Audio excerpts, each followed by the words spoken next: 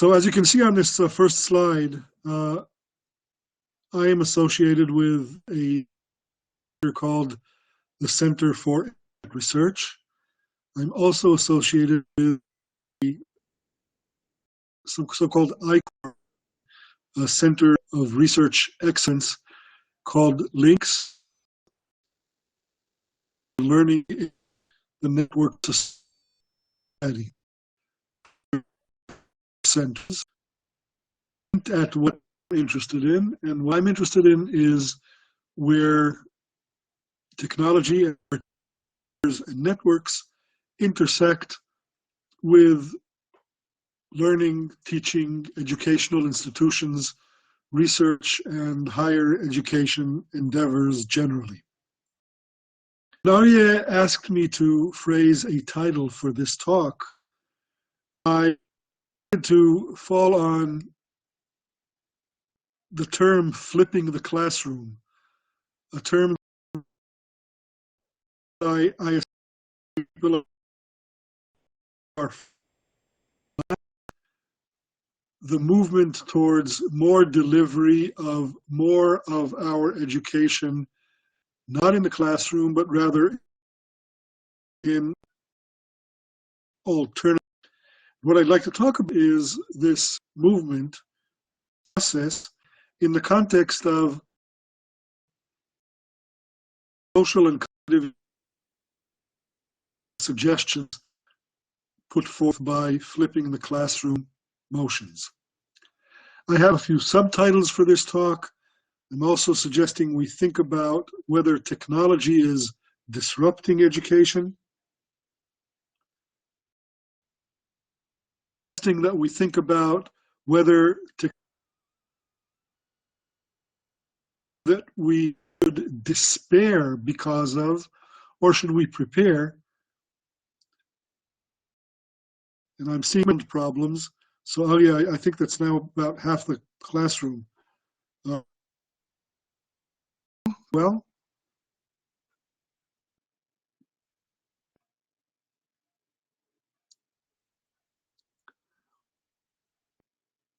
I heard, oh yeah. Yes, I can hear you. There are 3 people complaining about sound problems in the chat. And if you can hear me well, then I don't think it's on my end. So I'll just continue. It sounds comes and go. Maybe try to talk slowly.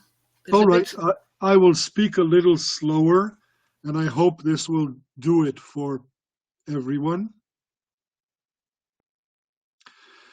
So I suggested that in addition to the title, there are some subtitles that frame what I'm about to discuss. Here's another frame for what I'm about to discuss.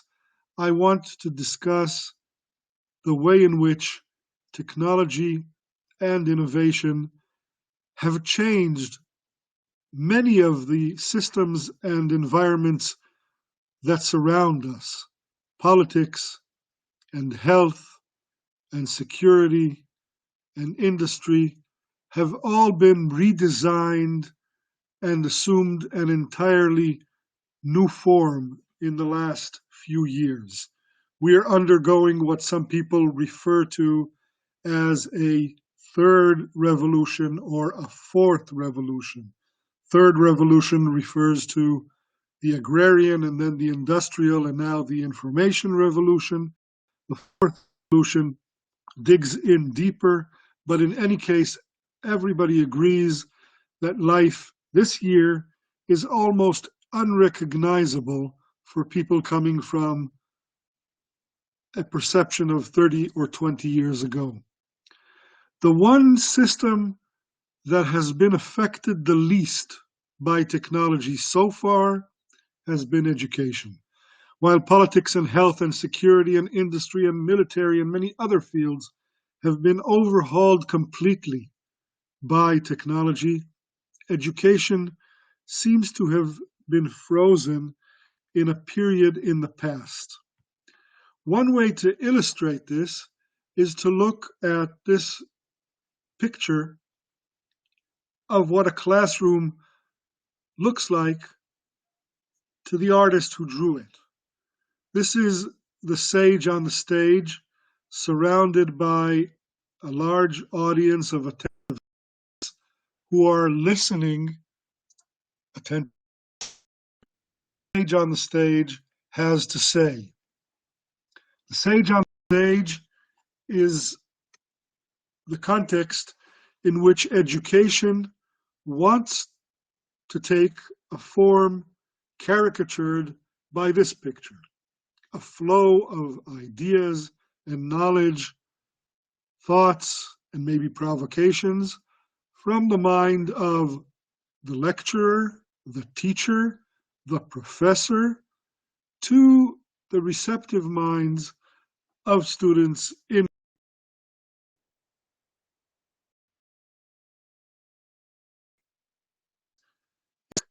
This is another view of the classroom, one that is a little less optimistic. I'm sorry, Eleanor, I am doing my best to speak slowly. I hope the message comes across. The contrast I'm suggesting is a contrast between this classroom, where many of the students are doing things other than learning. They are finding it hard to attend. They are disturbing each other, and the teacher is not really able to do much more than to plot a career change. It is the frustrating experience of so many classrooms, and the fact that this classroom and this ideal type relationship of teacher to students is probably not as prevalent as this view of the classroom. Anya, should we stop and check the problem? I think that it is better when you speak slowly. Maybe we can ask the others. Okay, we're getting a string of people saying they can't hear. I will try to speak much slower. And let me start by recommending this short video that showed up on YouTube.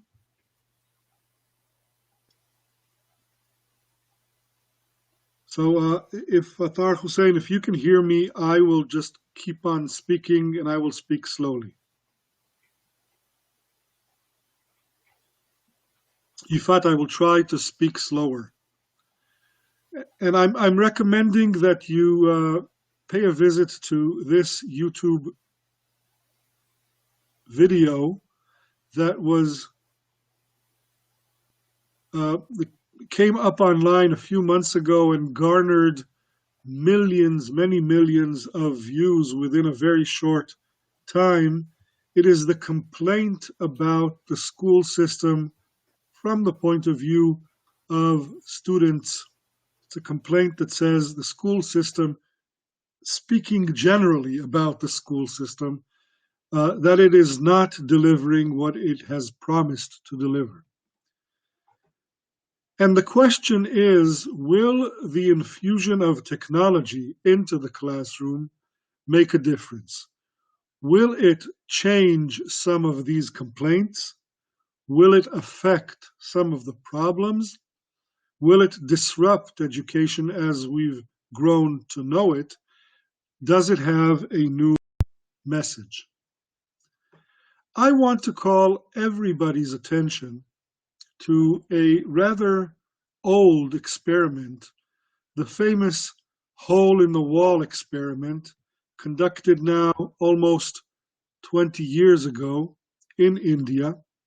This is an experiment by Sugata Mitra, where computers were placed in the middle of very underdeveloped villages, where there were no teachers, and in fact, there were no adults with much literacy.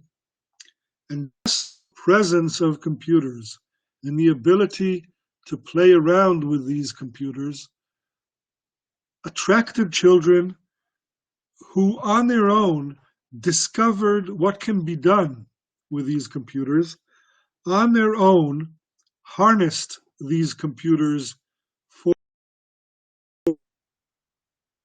constructed a curriculum that made use of computers and generally set an example for the world that just the introduction of computers, even without a set in advance curriculum, even without a well-organized plan for implementation, shows a promise for learning, a promise that we have since, in these past 20 years, been trying to explore, looking for ways in which the introduction of technology could make inroads into improving the not so excellent classroom experience. We're working in a world that is changing rapidly. A very, very fast growing population. So fast that it is almost worrisome. A rapidly dropping illiteracy rate that suddenly makes the world full of people who know how to read and write and want to read and write. This is a world not just different from 2 centuries ago, it's a world different from 2 decades ago, where we suddenly have vast populations interested in learning lifelong, that is, not just in their young years, and there being a great demand and thirst for knowledge. This growth in literacy, drop in illiteracy, the growth in population as well, are accompanied also by an explosion in the amount of computing that is available, in the affordability of computers for the general population, in the presence of computers in many people's pockets, in the ability to carry out computing and communication tasks that were unfathomable only several years ago. So many more people, a lot more educated, a lot more computing power, and a lot more information, much more information to teach. The amount of knowledge items, the breadth of knowledge, and just the sheer amount of knowledge has been multiplying at accelerating paces for an acceleratingly growing population that is acceleratingly more literate. When you put all of these things together, and you also remember that tuition costs are rising faster than all other costs, even all other costs combined, we are heading towards an impasse. We're moving towards an education system that needs to serve many, many, many more students, probably more often and continuously throughout their lives, with a lot more thirst and demand for learning, for a population that is exploding in size, with computing power that is becoming available, but with information that is rapidly multiplying, and where in most countries, for most systems, tuition costs are going through the roof. All of this taken together is an environment into which we need to grow. We need to change. We can take a look at this same environment by looking at this picture only 100 years old. There's a horse and buggy, people standing on the street corner reading newspapers. And at that very same street corner, you can see another picture taken, picture that for some reason was skipped over here, a picture where people are not reading newspapers, they are looking at a picture where people are not waiting for a horse and buggy, they are waiting for much more modern means of transportation that would very rapidly become autonomous vehicles. We're moving into an environment where everything is changing and there is a law of disruption. The law of disruption says some technologies make changes that are a lot faster, much more accelerated than other changes. While social and political and business systems change, that has been a fact of life for all of us, for all of our lives. There are some technologies, and in particular the computer and the network, that change a lot faster. And this much more rapid change, this disruptive change, is likely to change the rules. The change of rules is, in one sentence, a move from the analog world that we knew to the digital world that we're moving into. From a world where things were tangible to a world where things are intangible. From a world of print to a world that has gone beyond print. From a world that our parents, grandparents, great-grandparents, and many generations before felt comfortable in, into a world that is new and that we should feel a little bit at least apprehensive, if not uncomfortable in it. This is an environment where questions are raised about the ways in which electronics, that is, the availability of computers, the explosion of information, the change in literacy, electronics might affect the future of education. People have changed, and learning might have changed.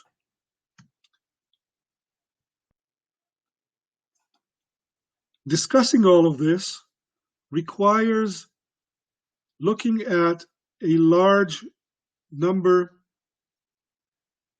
of concepts, which I will not have time to go over completely. But since you will have these slides, I would warmly recommend that when this lecture is over, you go back and look at some of these concepts and see if some of them are worth exploring beyond what we have an opportunity to discuss. I will talk in this room, I will mention the MOOCs. I'm not sure I will have literacy and addiction and electronic learning environment. I will try to touch on wisdom of crowds, but I'm not sure I will have time to mention filter bubbles.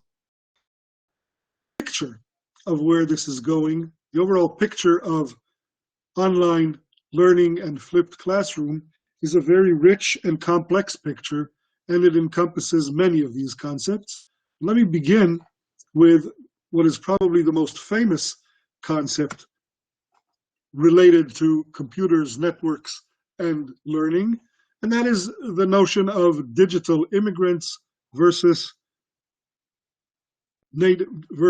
digital natives. Digital immigrants are all those people who grew up and were accustomed, might still be accustomed, to an environment without the digital technology. These might be your parents, they might be most of the teachers in the system, they might be you, the participants in this lecture. Digital natives, on the other hand, are younger, born already into a world where computers were available, networks were prevalent, Google was a household term. Facebook was something everyone connected to, and so forth. The gap between digital immigrants and digital natives, first pointed out by Mark Prensky 15 years ago, is a gap that we need to think about when thinking technology and the classroom. We need to think about classrooms that are populated by digital natives, but must be led sometimes by digital immigrants. We need to think about contexts where the teaching is done by those who know sometimes less about the technology than those who are being taught. We need to think about the obstacles for adoption. We need to think about the reasons and motivations for resistance. We need to think about this meeting point between immigrants and natives. I should note, I should argue that it is not always true that immigrants are the older ones, true that the younger ones are natives. It's not always true that the stereotypical characteristics listed on this slide are indeed generational characteristics, but it is useful to approach the adoption and implementation of these new technologies with these distinctions in mind. There's another set of ideas that I suggest we think about, and these are more social ideas. They include the question of whether these new technologies are being sold to us as a mindless utopia, or whether they are criticized as too much of a dystopia. I suggest we think about whether technology should be driving or should we have other reasons and motivations setting the course, not allowing technology to determine our process. I think we should think about loneliness and alienation. I'm going to suggest that we think about Ludenic pedagogy, and that will come in just a short while. I've now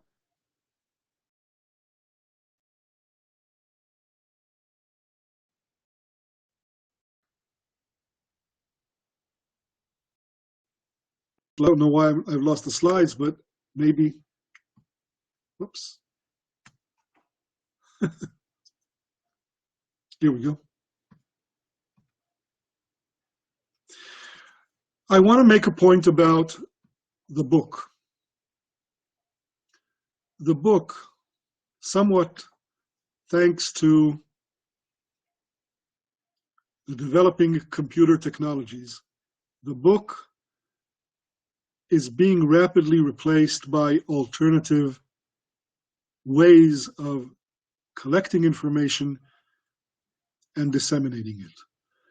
This bookcase and this very sad picture of encyclopedias being thrown by the dumpster, and this somewhat less sad picture of encyclopedias being used as a display in a window for a shop, and this picture of play role rather than a content role, all speak to the question about the future of the book. The future of the book that is being questioned, if not threatened, by the computer offering easier access, quicker access, more color, motion, interactivity, hypertextuality, less cost, full text search, and a long list of advantages over the codex, the printed book that is a 500-year-old technology. In Hebrew, we use the term book to define the school. In Hebrew, a school is called Beit Sefer, or the house of the book. Now, if a book is becoming less useful. If a new technology is pushing out the book, what will be of the school that has drawn its very name and also its very identity from being named after the book? I'm going to propose that this classroom in the school, I'm going to propose that this classroom is up for a redesign in much the same way that the book is up for a redesign. The book that is being challenged by interactive systems, hypertextual systems, systems that allow audio and video, systems that allow full text search, systems that allow reader participation, systems that don't frown on marking on the text, and so forth. The book is being challenged. So is the house of the book. And I propose that this classroom, in the format that maybe most of us grew up with, this house of the book is up for a redesign, because in this format of the old book, in this format of the old classroom, we are going to see new ways for new people trying to get new access to new material in forms that they never were able to access before. I'm not alone in suggesting that online learning is a big deal, and it is a big business, and it is happening. The new classroom, where virtual education is going mainstream, where the network is laying pipelines that allow the delivery of knowledge and learning and education and interaction in alternative ways. These innovations are almost, I'd like to suggest, unstoppable. Returning to the old classroom, I would like to propose, is probably not going to happen. I think the best metaphor is the scroll, what we call in Hebrew the Megillah. The scroll was a technology that was used for many, many hundreds of years as the main technology for information and education, knowledge storage, and learning. But once the codex showed up, once the printed books, the method that we've been using for the last 500 years, special corner, a corner that we have much respect for, but not a corner that is central to the regular processes of learning and education. And in much the same way that the book displaced the scroll, the new classroom is going to displace the old classroom. The new classroom, the so-called flipped classroom, is this classroom where instead of having a traditional lecture, instead of having people coming to the class to hear the lecture and then going home to do the homework, we are pretty rapidly seeing the flipped classroom replacing the traditional classroom. Lectures can be given over distance technologies. Lectures can be recorded in much the same way that this lecture is being recorded and made available for students 24 hours a day, 7 days a week.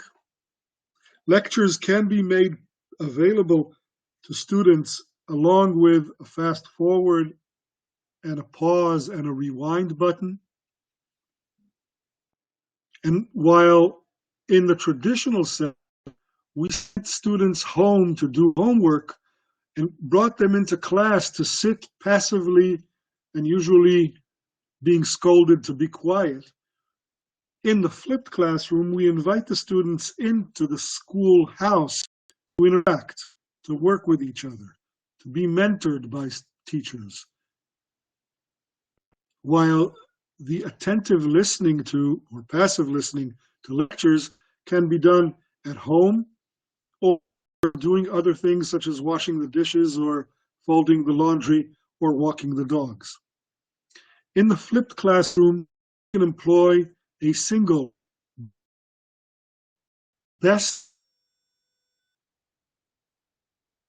and free all with real teaching, with face-to-face personal contact with their students, mentoring, eye contact, and other sorts of things that go by the wayside when the traditional classroom is populated by many students and the teacher, who is by definition usually an average teacher, not an exceptional one, the teacher is occupied doing lecturing rather than doing the mentoring. The flipped classroom proposes that we do a complete change in the assignments that are to be done in the school as opposed to those that are to be done. There are some side benefits, such as economies of scale, to the best lecturer.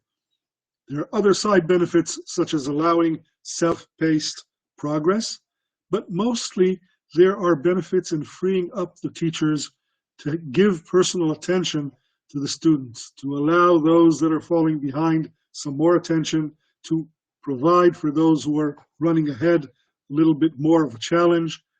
That is flipping the classroom in all the senses that the traditional classroom has become, and maybe in many of the senses that the traditional classroom needs to change too. The flipped classroom is something that is afforded by new technologies. It is the new technologies that allow us to make all of these recordings. It is the new technologies that allow us to disseminate these recordings.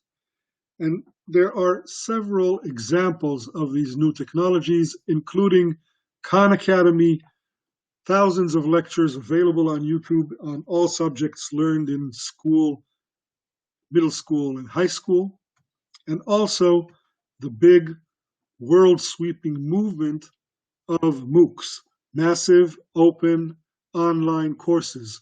These ideas, these representations of the idea that we can bring flipped classroom to higher education. So while Khan Academy is a big, very successful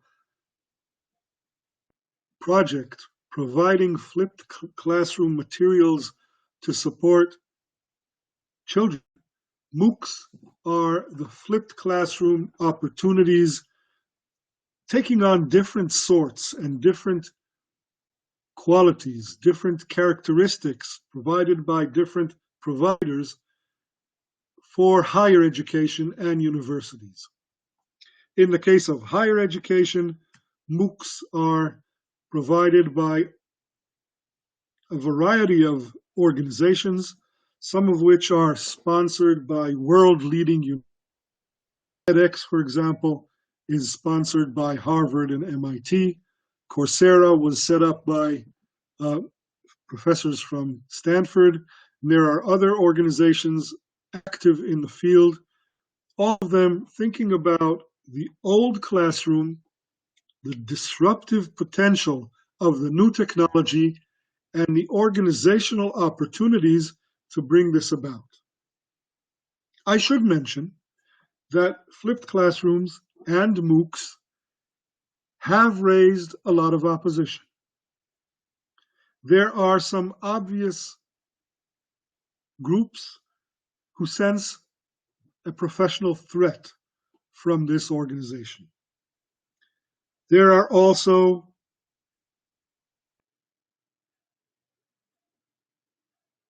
pedagogical reasons to question whether the flipped classroom works as well as a small, intimate class. There are reports that the big to have enlisted tens of thousands of students are experiencing enormous dropout rates, where 90% sometimes or more of the students initially signed up for a class drop out. It is also the case that the production of some of these distance-delivered courses could be very expensive and very complex.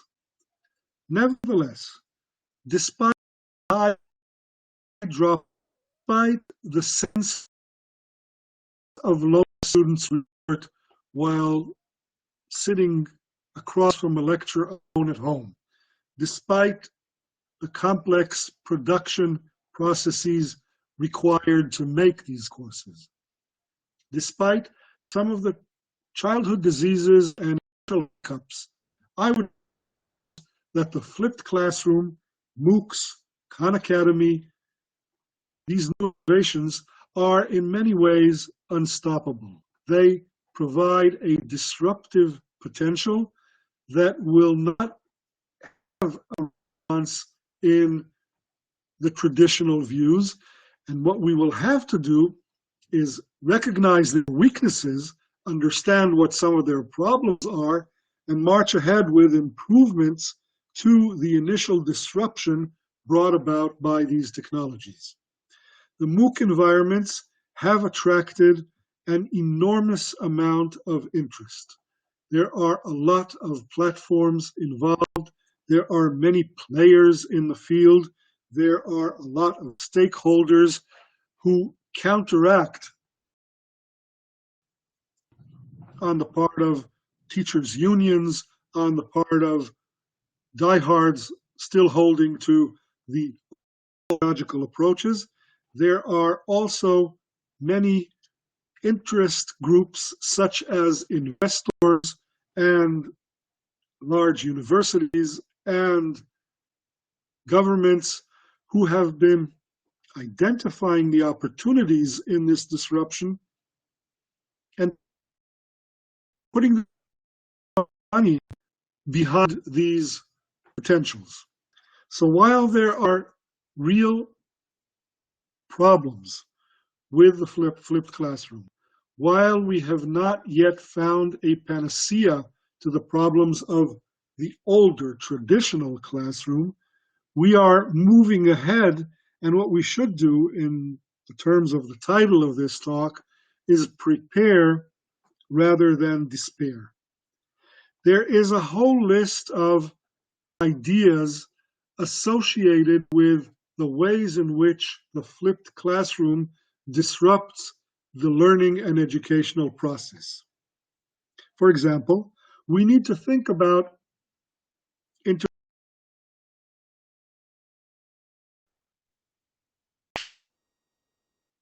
to interact with the material, with their classroom, classmates, and with their teacher. We need to have these arrangements to be of flipped classroom solutions were too antisocial. We continued this tradition of the passive student being lectured at.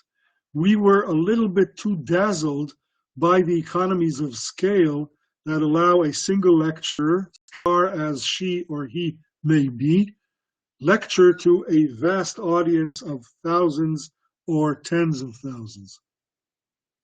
The second generation or third generation, the flipped classroom 2.0 or MOOC 2.0, will have to be interactive. We're going to need to find ways to surpass even the traditional classroom in allowing the students to ask, respond, participate. And I don't just mean a chat bar on the side as we have here. We're going to need to have much more of that. We're going to need to allow for mobile use of this flipped classroom idea because people are spending a lot of time on the move. We're going to need to make much more use of the ability to sense where the students are, hence location awareness. I'm going to say a few words about wisdom of crowds a little later on, so let me leap over that. I want to say that we are going to learn much nonlinear presentation means and what the hypertextual nature of content requires us to do.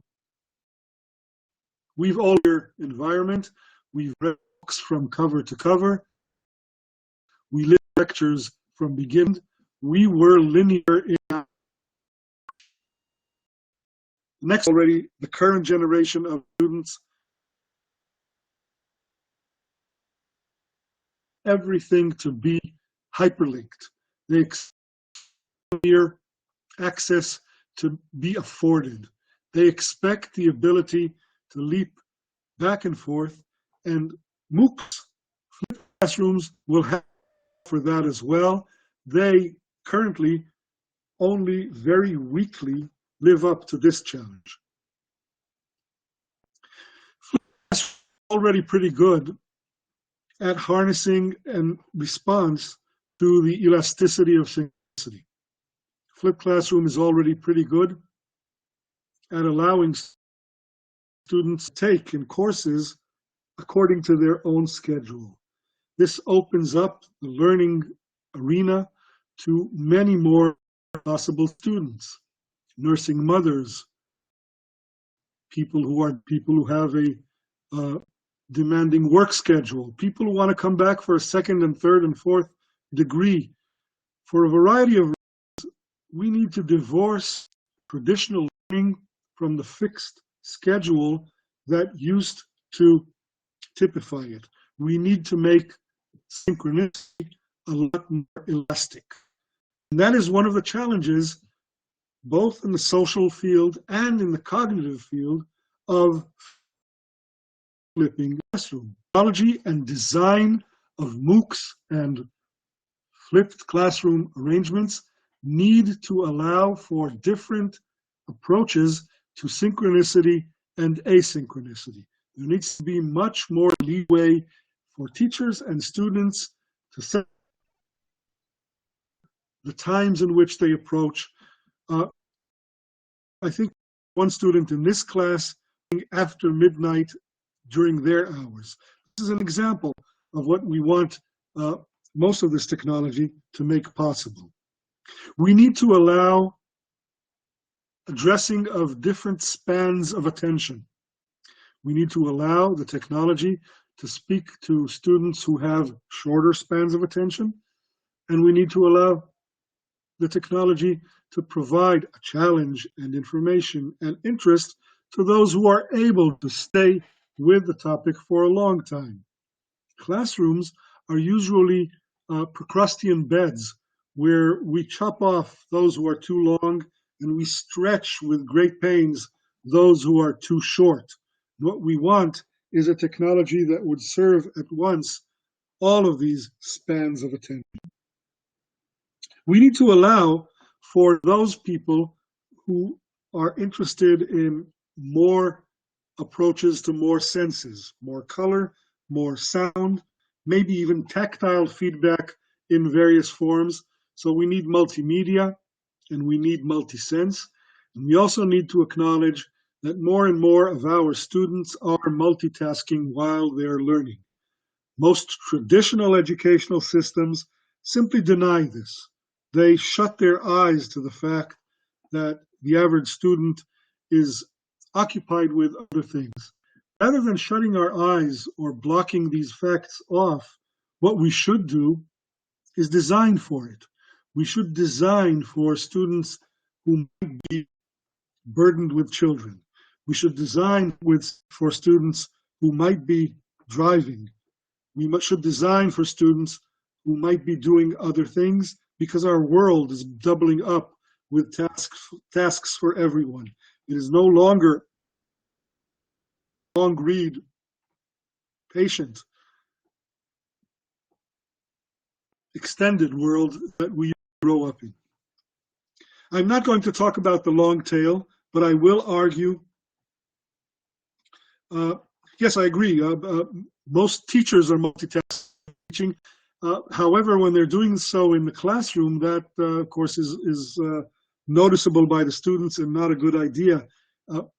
What we need to do this multitasking in a constructive way, a manner that would help teachers and also help students and also make for more teaching. I might come back to this later on, Yael, if you want to expand on it. Let me skip the notion of the long tail because I won't have time to talk about it, and also the notions of memory and sharing in the social network.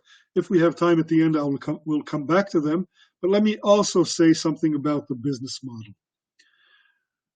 I already hinted at the fact that tuition prices are going through the roof. They have already exploded in some countries. They're about to explode in other countries that have not yet felt the burden, but they are unstoppable. The inflation of cost for learning, especially advanced learning, especially technology-oriented learning, is such that we need to find a different way of doing things. We need to change the business model, the organizational model, and for obvious reasons, the flipped classroom is one direction that we should consider. I certainly don't think it's the only direction, and I certainly don't think it has all of the answers, but I think we will have no way around it and no permission to ignore the fact that we need to provide education to much larger masses. It is becoming more expensive, and we cannot allow it to become only available to elites. This is true within countries as well as geopolitically. One of the best things I learned about MOOCs is that a huge proportion of those taking MOOCs are people situated in third world and developing countries. Students from large and poor countries who otherwise would not have been able to afford higher education are now taking courses and classes from the best teachers through MOOCs. And this is proof that the business model can be changed, and it is a response to the fact that the business model needs to be changed, because if we stay with a rapidly rising cost of tuition, we are in for a big problem. Lastly on this list is the notion of play and games. Let me suggest that play and games are two great opportunities for pedagogical reform while we move to flipped classrooms. I'm going to argue that we learn a lot through games, that we perhaps learn the most important things and the most difficult things through play, how we can make use of more games and more play. And if we're going to redesign the classroom, there's no better time to do this than now. I'm going to argue that computer-based games at a distance are both cost-effective and attractive and motivational and probably more promising than any other form of learning. As a professor and as a head of a school, I followed this advice and incorporated many more games and simulations, in this case for programs at the master's level, with great results. I think that whenever you offer the opportunity to learn through doing rather than to learn through listening, you get results. So here's the biggest philosophical question. Should the technology drive us, or should our needs drive us? And this is not a simple question. Many of us are tempted to answer almost in a knee-jerk fashion and say, of course it's our needs and educational understanding and pedagogical view. But I would like to propose that there is some technology that is unstoppable, that there is technological determinism, and that no amount of denial would make it go away. Smartphones are in our students' pockets. Google is at our students' fingertips. YouTube is available to many of our students. Khan Academy lectures are available to lots of high school students. Question and answer sites where students can get answers to homework assignments are available, and they are a dime a dozen. Technology is here to stay, and there is no way official edicts can keep the technology away from learning. And so, yes, there is technological determinism, and while we should continue to assume responsibility for what is taking place, while we should continue to worry about where we want to go, while we should continue to think about how we want to lead learning, we cannot deny the fact that technology is here and it is affecting many of our institutions, much of our process, and a lot of our students' learning. I propose that some of the early responses to technological determinism questions, some of the early responses were underinformed. And there's a long list of examples I can give of administrators, leaders, even thinkers who thought that they could poo away the technology. I don't think this is. I don't believe this is the case. I can see that there's a comment made on the chat, but I will, with your permission, move ahead, see if I can deal. I'm proposing bibliography in regards to the social and cognitive implications of the flipped classroom. I think one of the earliest books on this matter is some writing by Francis Cairncross from Economist on the death of distance.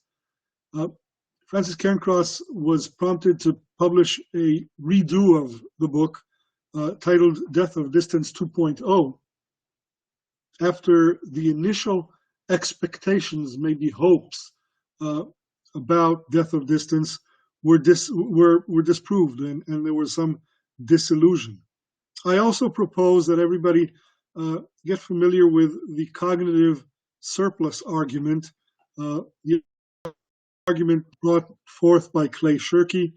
I think that the idea of different forms of cognitive operations in the context of computers and networks are very important to take into consideration in a world where we already have over 20 million students signed up for massive open online courses, in a world where the flipped classroom is no longer a flash of innovation.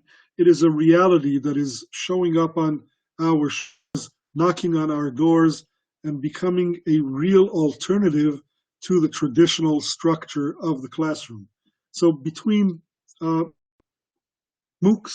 and Khan Academy, flipped classrooms of different sorts, for example, our current setup, one needs to think about cognitive contexts as well.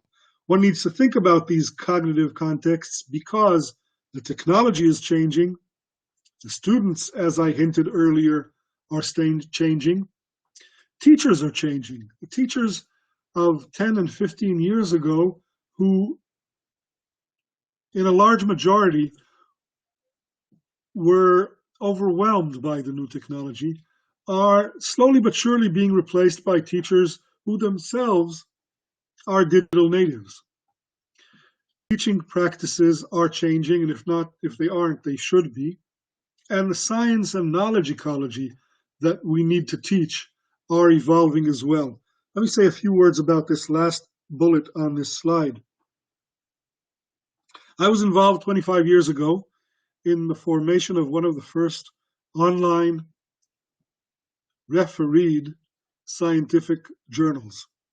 At the time, it was one of the first attempts at moving scientific journals away from the print format to this move made articles in the scientific journal. And this is a transition that has almost been entirely completed. Almost all scientific journals are now available online. They are full text searchable. For the large part, they are affordable or even free in access. They contain much more access to the data and experimental apparatus that they report on. They are a lot more hypertextual in structure, and on and on. All of these are examples of the way in which the science and knowledge ecology are changing. We can now, thanks to that, discuss of language, more citizens, more students and participate. We can discuss the need for a much wider understanding of the mechanisms of science, of how scientific findings are vetted, of how scientific persona are ranked, and how universities have their knowledge production side connect to their knowledge learning side. This should also filter down into high schools and middle schools, because is another one of these motions that is one way. It can go in one direction, it is not going to return.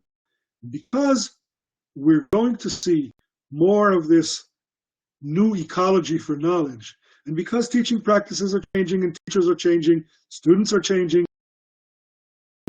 we're going to need to think about new ways in which we conduct business. And I would like to propose three main thrusts for the new ways of conducting business.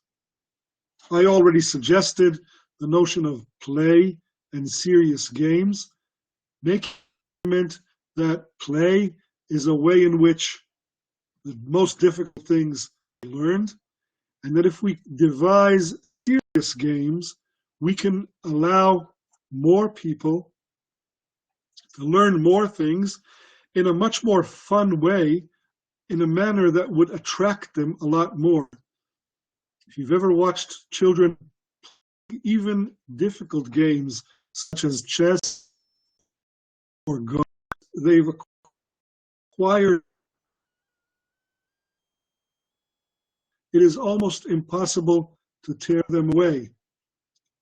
This ludenic pedagogy, the pedagogy of play, the idea that with play we can achieve the really attractive ideas of flow, mastery, and control by harnessing curiosity, by in the crest of craving and love for learning and knowledge. All of these make for play being an incredibly promising way of teaching. And because we can deliver play through computers on a network, because this is something that we can do, we've learned in the last 3 decades, we can do it economically, then we really should do it. There's a whole bibliography on serious play, and I'm suggesting some of these sources here in these books. There are some wonderful games already available, some of them available for free, that teach concepts from economics to chemistry and from language to history. Really behooves us to make use of these tools and make use of them online, so that we can make the flipped classroom not just another lecture with many more attendees, but rather a new way of learning, a new ludenic pedagogy. These are some of the names associated with studying ludenic pedagogy. I recommend browsing through some of these books. I would be happy to share some of our experiences with developing such games and implementing them. My second point is a point about sharing. I would like to propose that one thing we're not doing enough in the classroom: sharing. We talk about learning and teaching technology, then what we should do is think about ways in which we share across different classrooms. While we've developed technology for better teaching of information from the teacher to the student, And we've also developed some technology that allows students to share with others, so-called peer learning. And we also have some feedback channels allowing students to respond to the teacher. The one area in which we can make the biggest strides is in connecting classrooms that are working on the same or similar topics simultaneously.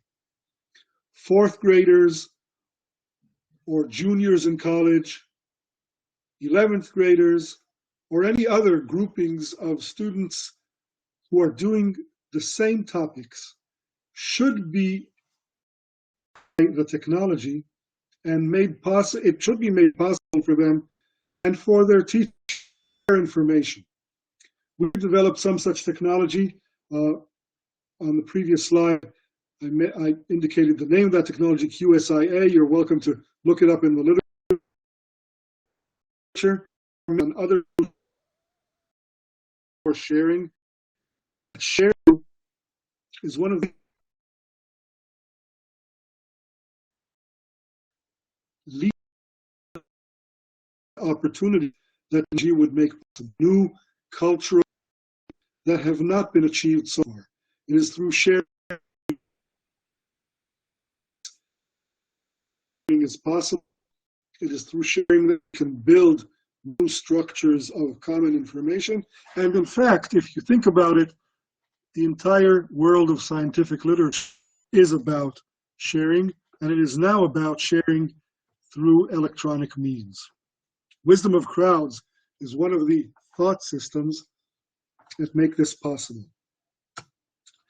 My third point is a point about conversation. I'd like to argue that we have in conversation the big development field and vector towards technology, and especially the flipped classroom, to progress. I don't know how many of the people seated in this lecture are familiar with the notion of the Gartner hype curve. This curve that we're looking at right now is a curve that is commonly used to describe the innovations as they are introduced through a technological trigger, as they are accepted with widespread hype, as they are then leading to some disillusionment. This happens to almost any technology, any innovation that is introduced. And after the initial disillusionment, they once again rise and become more popular. The Gartner hype curve, okay, Arya, I'll speak a little slower. The Gartner hype curve, in this case, is used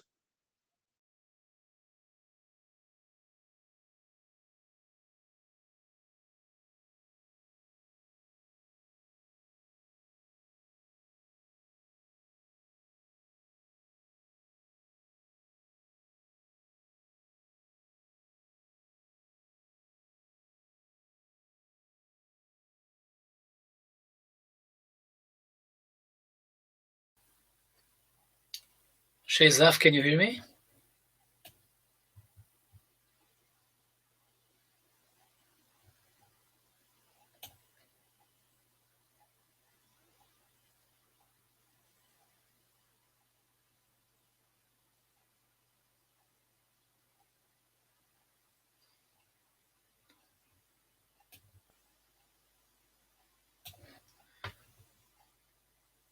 We will wait for a moment. Sheizaf will come back.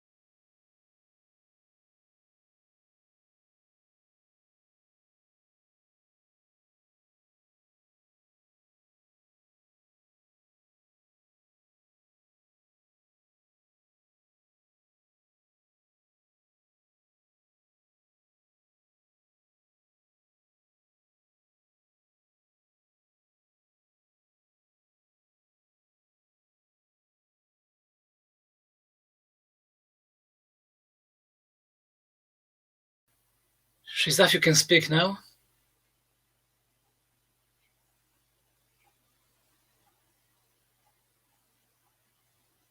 Now, are you? Yes, I can hear you. Okay, for some reason the system dropped and now it's back on again, I think. So let me continue, if it's okay with you. Yes, of course. Okay, all right. So sharing, I think to lead to goals of the teacher. In this new flipped classroom, we are going to expect the teacher to do less of what they did in the traditional classroom. We are going to expect them to be less of a lecturer because someone else is going to assume that responsibility. We're going to expect them to do less of straightforward information provision because that information in factual form is available and easy to dig up on the internet. We're going to expect them to do less of the curriculum planning, perhaps. We're also going to expect them to do less of the study guide producing and resource collection. In other words, we're going to expect the teacher to do less of all of those tasks of this circle.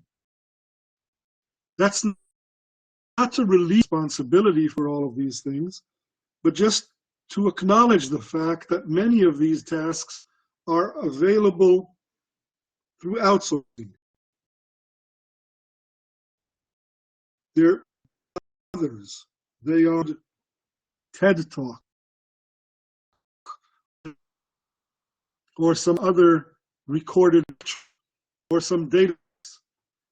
On the other hand, because the teacher might have a little time, because the teacher might be a little less in demand for the tasks in the bottom half of the circle, we will expect the teacher to do a lot more of the tasks in the upper half. Technology would make it possible for the teacher, rather than to go unemployed, rather than to be made unnecessary, we would expect the teacher to do much more mentoring, to be a lot more in a facilitating mode, to provide a lot more role modeling and a lot more on-the-job or acting contexts. We will expect the teacher to also be much more involved in assessing in means that are less mechanistic than we have seen so far. So far. So if we move on, because our time is running short, I'd like to argue that there are many people who are concerned with the technology. This particular caricature or cartoon was published in an Israeli newspaper, and it gives voice or shape to concerns about this large pile of technology threatening the individual student. And there are some threats that technology is pointing at the student. Some of these threats have to do with social interactions in a technologically rich environment. In this context, I would like to warmly recommend Dana Boyd's book on adolescence in a technology environment. The title of the book says much. It's complicated, she says. Yes, the technology is complicated. Its use is complicated. The ways in which the technology might work around some of the hierarchy structures and authority structures that we were accustomed to meet in traditional schools, that is complicated as well. We need to take disregard the complications. We should also remember that there are lots of dangers. In fact, there's a whole vocabulary to describe the dangers brought about by technology. Technology is associated with information cause for it, but it's part of the ecology. It is associated with threats to privacy. It is a concern with regards to anonymity. Technology has innate threats associated with viruses. There are liability issues. There are fraud issues. Technology is the opportunity for sexual exploitation and even for even suicidal. It has something to do with staying behind. And so there are threats associated with the technology, and even someone stated about the potential, in particular of the flipped classroom, should not forget we have concern new language developed, describe many of these threats, some words that didn't exist before, invented specially for the purpose of these threats. However, I'm going to leave a few minutes for by remembering this mother who is worrying about her child using the technique involved technology, suggests maybe the child should go outside and play. The child is a digital native, and so the child's reaction is indeed to play. However, of course, they go outside and play with that technology, perhaps through that technology, and hopefully, if we calculate, conducted our direction, they're using this technology in a playful mode to learn serious subjects. I'd like to end, and thank you for your attention, by once again raising this idea, the scary scepter of disruption. We're moving from analog to digital. Many things are changing. The classroom is flipping. Teachers' roles are changing. The students have rapidly changed. The world environment is changing. Those are the numbers I began with. But there are great opportunities to be thinking much more rapidly with a lot more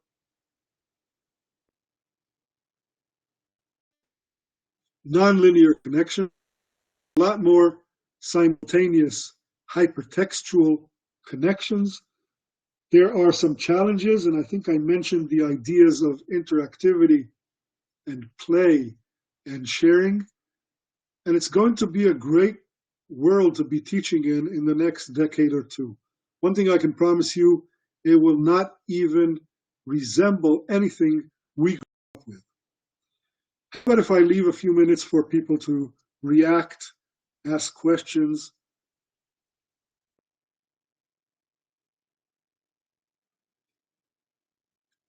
make suggestions?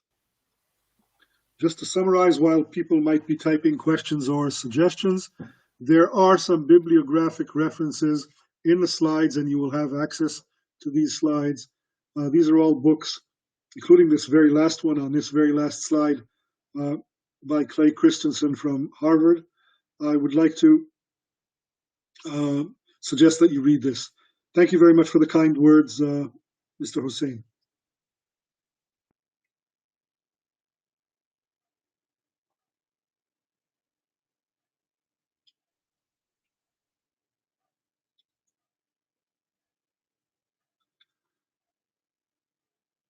Thank you, Ifat. Absolutely, Mr. Hussein. Please do ask a question.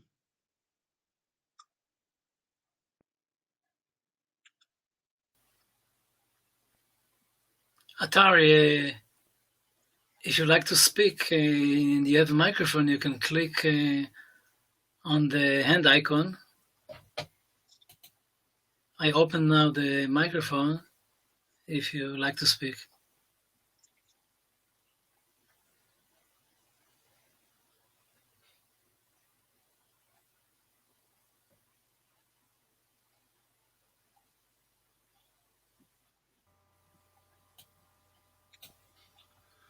Hello, can you hear me?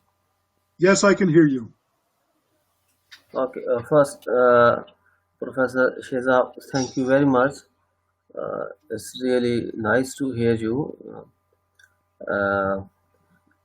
My question is about the quality of education. With the use of technology, as I observe in classrooms, in secondary schools, and in the university classes, the quality of education is decreasing because students, they are opting for shortcuts with the help of technology, and many skills are reducing, like writing skills and reading skills. How we can solve this problem with technology? Thank you for the question. And thank you for the kind words. I suggest you turn off your microphone. Okay. And Movin, I saw your question. I will address it next. I don't know that the quality of education is dropping. I haven't seen data with in this regard. It very well might be. It also might be that because we have much larger audiences being educated, the overall average is lower. I think that the very use of technology that allows more people access to more subjects is apt to cause a more popular level access, is likely to bring down the average, but I'm not convinced it is likely to drag down excellence. I think that with larger populations, we're going to have a wider spectrum. And I welcome that. I think that we need to develop technology that will address all levels of skill, curiosity. We cannot afford to continue to teach to the median, which is what the traditional classroom requires us to do. So maybe part of the answer to your question, Attar, has to do with harnessing the economies of scale made possible for the production of different levels of teaching for many of the subjects. We still have many mountains to climb and many chasms to cross, because there are real questions about which language we will be teaching, how we connect students in different places. The issue of assessment has not yet been solved in anyway near satisfactory ways. But I think we're progressing in that direction. And once we have better courses made possible, at least in the basic subjects, in the core topics taught in programs, I think we will also address the issue of quality. The first generation of online learning, almost by design, was going to drag the overall level closer to the average. Maybe now in the second generation, we will be able to address some of that concern. A few words to respond to Reuven's question in chat.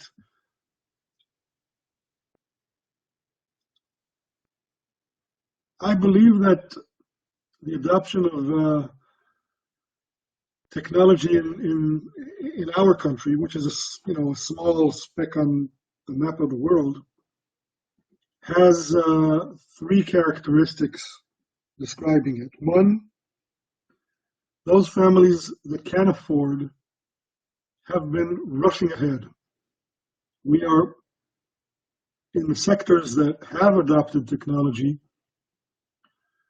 in Israel, both by families and by systems, that is, municipal systems and school systems. We are way ahead of the curve of the rest of the world. The problem is that we have a digital gap with a couple of large populations, maybe even three large populations, that are way behind.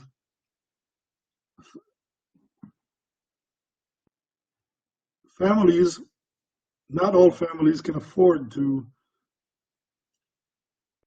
adopt all the technology. And as a result, in some underprivileged portions of society, we are not only way behind the Israeli average, we are way behind some international averages. And so if you ask me about the educational system, I would point first to the digital gap. Second thing I would point to is my belief that this is not a matter of hardware and not even of software. And while the educational system has been pouring a lot of money, admirable sums, into hardware, in particular kinds of hardware, I think that it should be spending much more effort, much more focus on content, on people, on training, on teacher preparation than it has done so far. And it might be able to fund some of that by spending a little less on some of the hardware that is being purchased. And my third point, I said 3 points.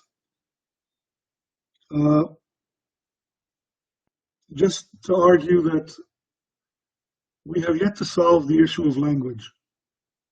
In Israel, we teach in Hebrew, we teach in Arabic, we teach very little in English, and the world of technology is marching towards English.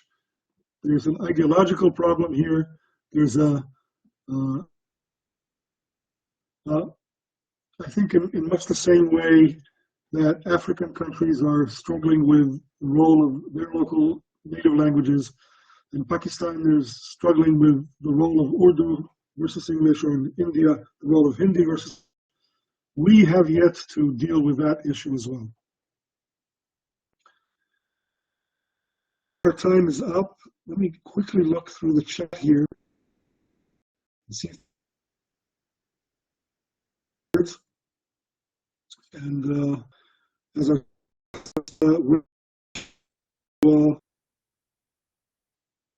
very successful continuation of your careers. You're working in education, and there's nothing more important than education. There's a question here about a practical question about from Yifat. I apologize. If you have my email, please do email me. I'll be happy to respond by email to questions. So thank you all very much for your time. Thank you, Aryeh, for accompanying us. Good night. Sheizaf, thank you. Good night, good morning, good afternoon. Thank you, Sheizaf, for interesting and enlightening lecture. And to all of you also, thank you for joining us. And hope to see you in the next lecture. Have a good day.